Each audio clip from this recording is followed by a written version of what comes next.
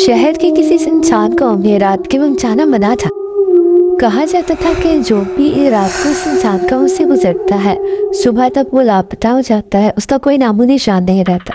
अरसलान इस बात पर यकीन नहीं रखता था। उसने घर पहुंचने के लिए इसी रास्ते का इंतखाब किया।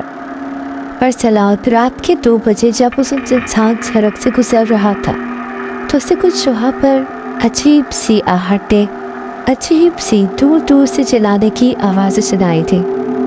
अरसलान को बहुत अजीब लगा, लेकिन फिर भी वो चलता रहा। अरसलान जब गुजर रहा था उस रास्ते से तो उसने सामने एक सफ़ेद लिबास में एक लड़की को खड़ा हुआ देखा। अरसलान समझा कि शायद उस लड़की को मदद चाहिए। वो उसके पास गया धीरे धीरे और कहा, अरे क्या हुआ मैडम, आपको कोई मदद चाहिए क्या?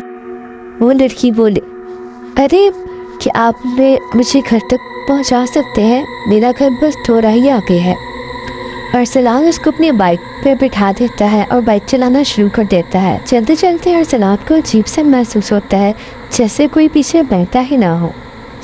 अरसलान जो बाइक के शीशे में पीछे का मंजर चेक करने के लिए देखता है तो वो हैरान रह जाता है। उसके पीछे तो वो औरत बैठी ही नहीं थी। अरसलान बहुत डर जाता है, लेकिन जैसे ही पीछे मुड़कर देखता है तो वह हैरान रह जाता है। वो देखता है कि वही औरत खौफनाक शक्ल में उससे पीछे से घूर रही है, बड़ी बड़ी सफ़ेद आंखें, और उसके कान में धीरे से बोलती है,